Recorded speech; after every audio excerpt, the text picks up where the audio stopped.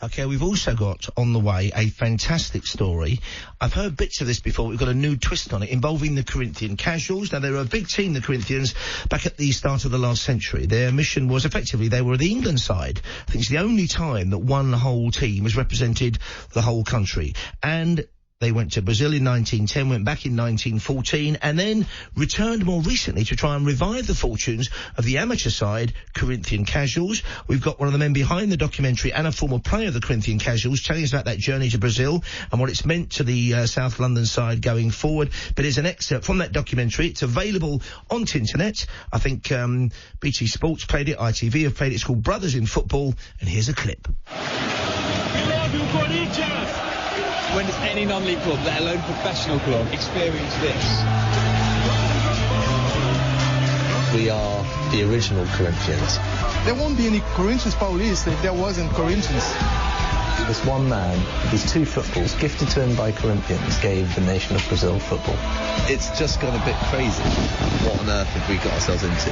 And it's an amazing story on Talksport Extra Time right now. 100 years ago, Corinthian FC from London were to many the world's greatest sides. Sporting geniuses credited with popularising football around the world while also championing fair play. Having first toured Brazil in 1910, they were coming back in 1914 when news reached them of the outbreak of World War I. There's an amazing film, you may well have caught it. Hawksby and Jacobs have spoken about it, a documentary called Brothers in Football, and it's the story of the non-league club who became stars in Brazil. And to tell us more, I'm delighted to welcome back to Talksport Radio Chris Watney to tell us more about the documentary. Good morning, Chris. Good morning. Well, let's start with the Corinthians themselves first of all. What do we know about them all those years ago, well over 100 years ago? Well, the Corinthians were formed by the FA themselves because the England team were repeatedly getting beaten, and they lost 6-0 or 6-1. Some things never change.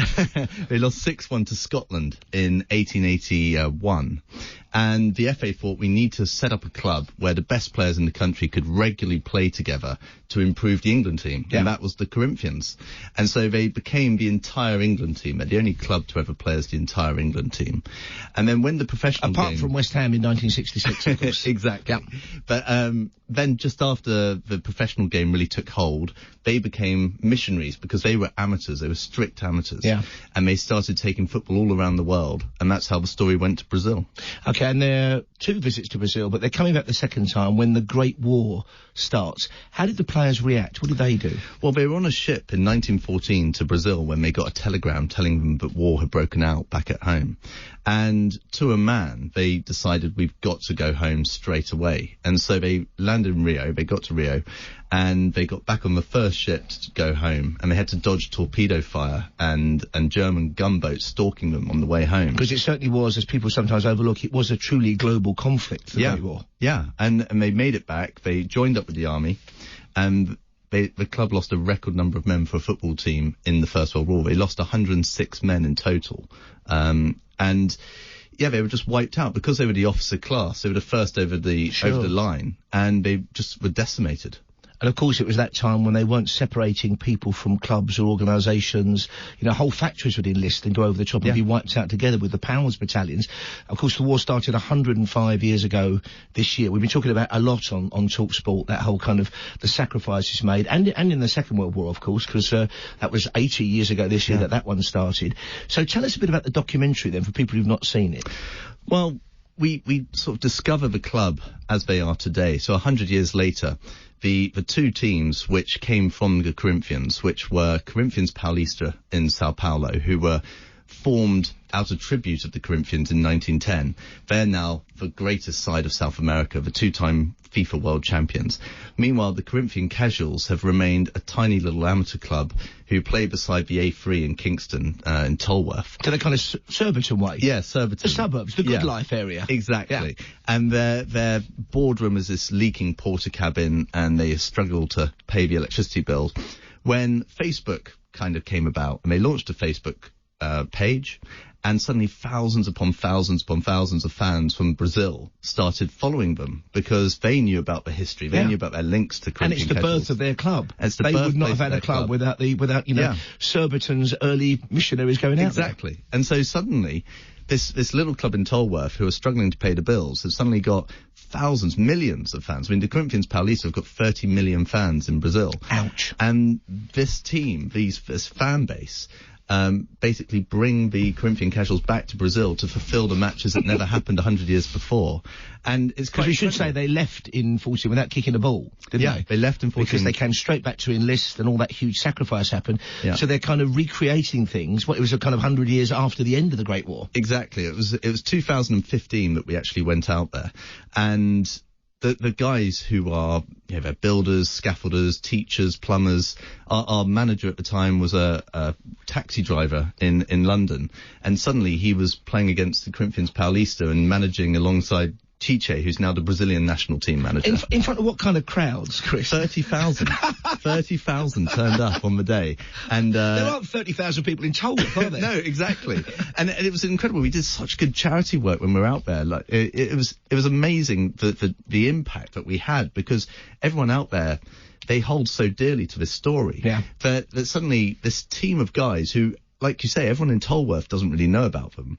Suddenly in Sao Paulo, they were heroes. So what kind of crowd, maybe crowd's the wrong word, I'm not taking the mickey here. What kind of attendance is there for a normal Corinthian-Casuals game, just at the top of the A3? Yeah, they play in front of maybe 200 on average, I'd say. So they can basically buy the pies at the Greggs. Yeah. No mass catering required. Immediately before leaving, it was quite a miserable Tuesday night, and we had about 46 in for a local cup game. Okay. So, we went from that. Proper football, though. Yeah, we went from proper that to 30,000. And for the guys, you always hear at the World Cup, they've got to, the guys have got to go out there and climatise and all that sort of stuff to the heat.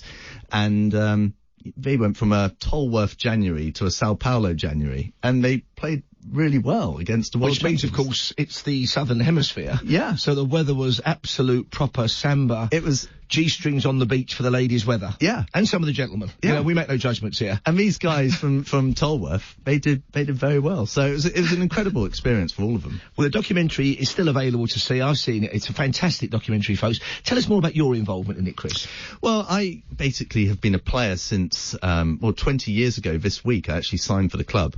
And as someone who worked in the media, it was my role really to try and do this. Everyone who's got a job, like an electrician helps out the floodlights, or the plumber helps out the showers. And at last you could do something useful and practical. Yeah, so I thought, finally, I can do something here. See, as a journalist like myself, I know exactly what that's like. We're useless articles, really, exactly. aren't we? So I thought, well, the club was close to financial ruin. It was close to closing. And in 2013, I said, well, let's try and tell this story. Yeah. Because before you lock the gates for the last time, the world should really know about this. Yeah.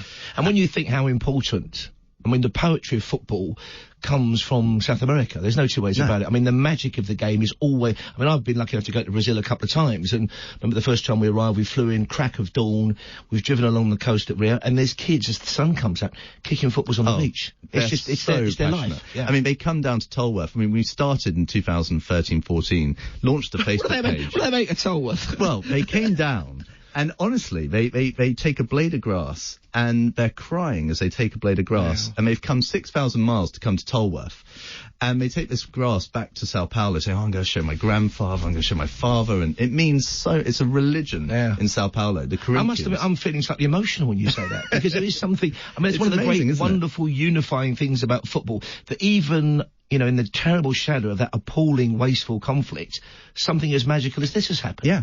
I know, it's an extraordinary story, which is like a gem left to us by the forefathers that the club, the modern day club, the Corinthian-Casuals, have to try and use to grow and blossom. So what kind of state is the club in at the moment then? It's in a better state. Thanks to the film, the tour, a new management, new coaches have come along, new volunteers, and the volunteers are the lifeblood of any non-league football team. And there's a bit of momentum there.